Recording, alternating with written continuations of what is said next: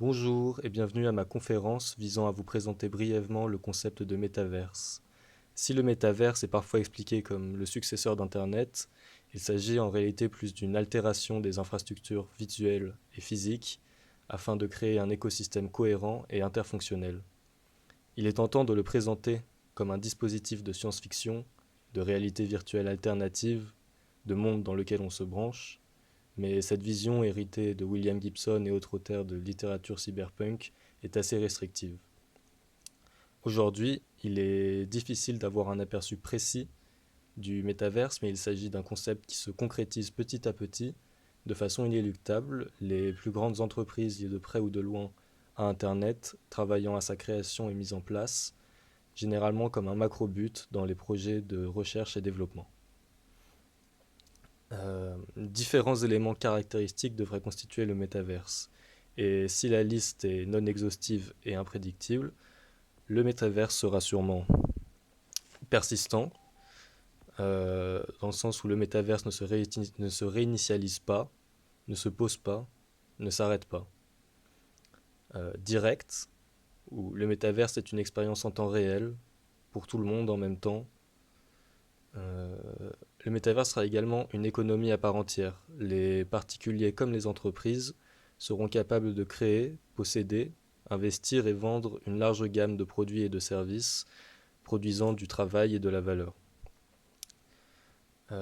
Partout, l'influence du métaverse se ressentira sur les sphères virtuelles comme physiques, personnelles comme publiques, les plateformes ouvertes comme fermées. Le métaverse sera majoritairement interopérable, dans le sens où les données, les biens, les contenus seront utilisables et échangeables de façon fluide entre les différents services et plateformes qui le constitueront. Peuplé d'une large variété de contributeurs allant de l'individu particulier aux entreprises à but lucratif, en passant par des groupes informels ou même des gouvernements, entre autres. Il est également possible de lister ce que le métaverse ne sera pas, c'est-à-dire un monde virtuel. Des mondes virtuels peuplés d'humains comme d'intelligence artificielle existent depuis longtemps et ne sont pas des métaverses, mais des univers alternatifs, virtuels, qui ne dépassent pas les limites qui lui sont attribuées. Le métaverse ne sera pas non plus une réalité virtuelle. La réalité virtuelle pourra être un moyen d'interagir avec le métaverse, de lui donner un sens de présence et de physicalité, mais ne saurait le constituer entièrement.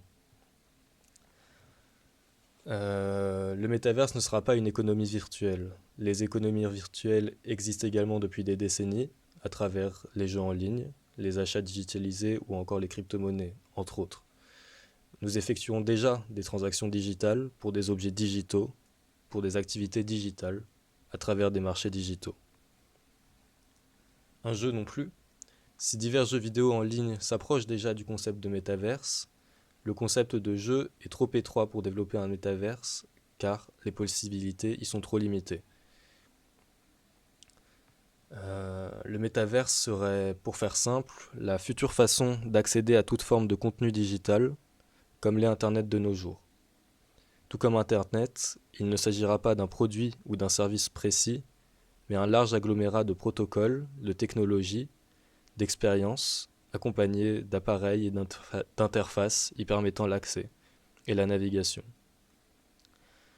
Le métaverse révolutionnera l'économie en élevant la production digitale au même niveau que celle du monde physique, changeant le rapport au travail, au logement et aux produits.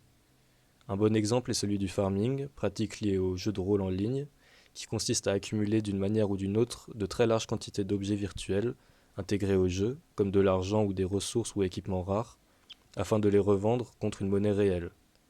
De nos jours, des joueurs souvent employés par des entreprises, typiquement dans des régions à plus bas revenus, travaillent jour et nuit afin de produire des ressources à revendre, généralement à des joueurs aux revenus plus élevés situés dans des pays occidentaux et développés.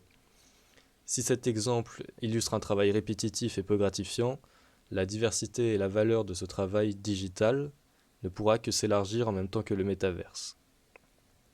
S'il y a une place pour le marché, alors il y a évidemment une place pour l'art, Et si l'art virtuel vous intéresse déjà, si vous croyez que le code, les données et la connectivité qui sont au cœur de l'art numérique d'aujourd'hui ont un potentiel artistique inexploité, alors je vous le dis maintenant, réfléchissez par Internet, mais réfléchissez pour le métaverse.